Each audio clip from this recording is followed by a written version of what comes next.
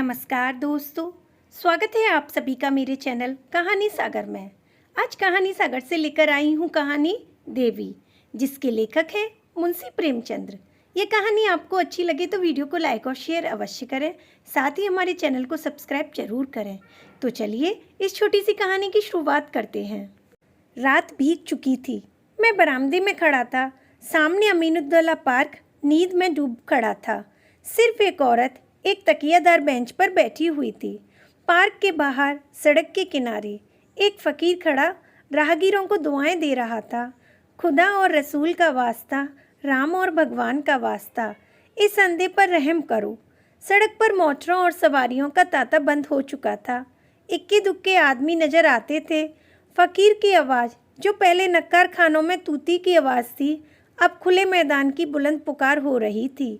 एकांकक वह औरत उठी और इधर उधर चौकान्नी आंखों से देखकर फ़कीर के हाथ में कुछ रख दिया और फिर बहुत धीमे से कुछ कहकर एक तरफ चली गई।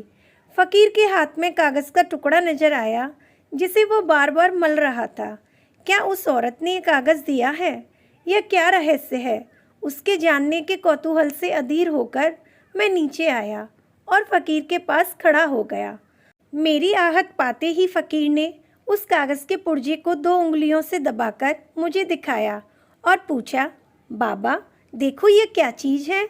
मैंने देखा 10 रुपये का नोट था। बोला, 10 रुपये का नोट कहाँ पाया? फ़कीर ने नोट को अपनी झोली में रखते हुए कहा, कोई खुदा की बंदी दे गई है। मैंने और कुछ न कहा, उस औरत की तरफ दौड़ा जो अब अंधेरे में बस एक सपना बनकर रह गई थी। वह कई गलियों में होती हुई एक टूटे फूटे गिरे पड़े मकान के दरवाजे पर रुकी, ताला खोला और अंदर चली गई। रात को कुछ पूछना ठीक न समझकर मैं लौट आया। रात भर मेरा भी उसी तरफ ध्यान लगा रहा। एकदम तड़के मैं फिर उस गली में जा पहुंचा। मालूम हुआ वो एक अनाथ विधवा है। मैंने दरवाजे पर जाकर पुकारा, देवी मैं तुम्हारे दर्शन करने आया हूँ।